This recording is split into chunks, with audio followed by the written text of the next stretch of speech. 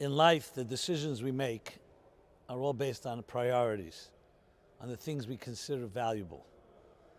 Very often I hear people say to me, I'm too busy at work, I'm building a business. But you know, we only live once, and you really need to make choices. What are the most important things in life?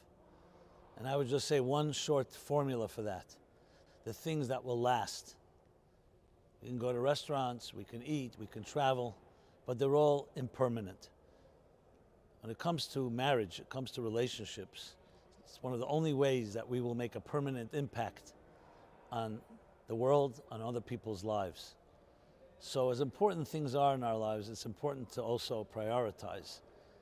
And that sometimes takes courage and strength, because we get so used to what we're doing, it's hard to change course. I can't afford to get married.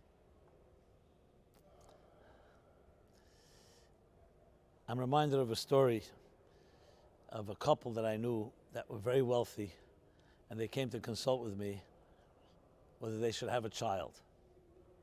And I asked why not. They said because it's very expensive. The woman said to me, she's an actuary. I said, how expensive exactly? She said it's around $2.5 million from the time that you become pregnant until that child turns into an adult and pays back their debt to society. So I decided to invite this couple to a sister-in-law of mine who has 17 children, but I didn't tell them this.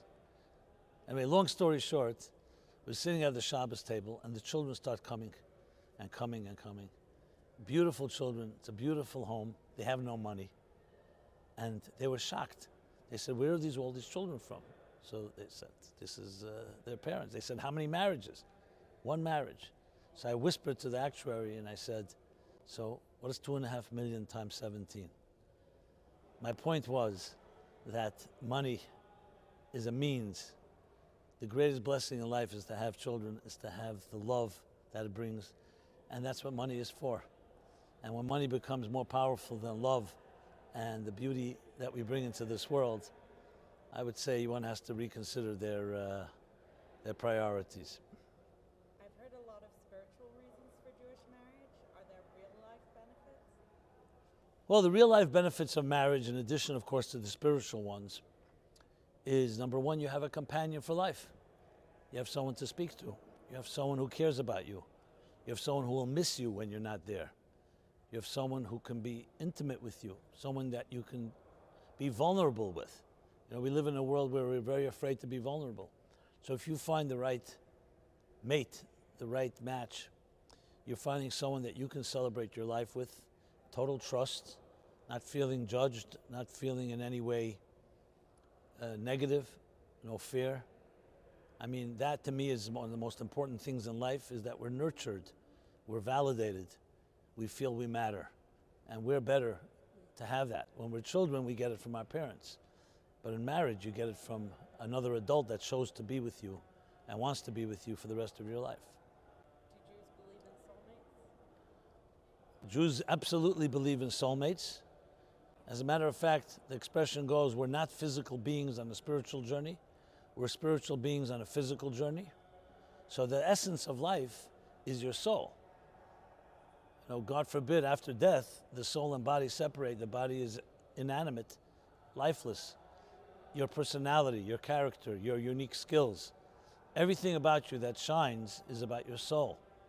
So meeting a soulmate is essentially, think of it like two musical notes coming together and creating a greater symphony.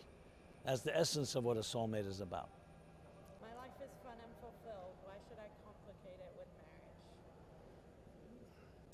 Very often, the opinions and attitudes we have to marriage, for good or for bad, come from our experiences in our early formative years. If, God forbid, you grew up in a home where your parents were bickering, fighting, you're not going to be left with a good taste for marriage. If you grew up in a home where your parents were loving and nurturing and validating, you're going to see marriage as a force that enhances your life. Look, it's like someone who asked the question, I'm very happy by myself in my own bedroom. I squeeze my own toothpaste. Why do I need anyone else in my life? We are human beings, however. We thrive on love. We thrive on companionship, on conversations, on cross-pollination, on interaction. Yes, it's safer to be alone, but it's richer to have a relationship.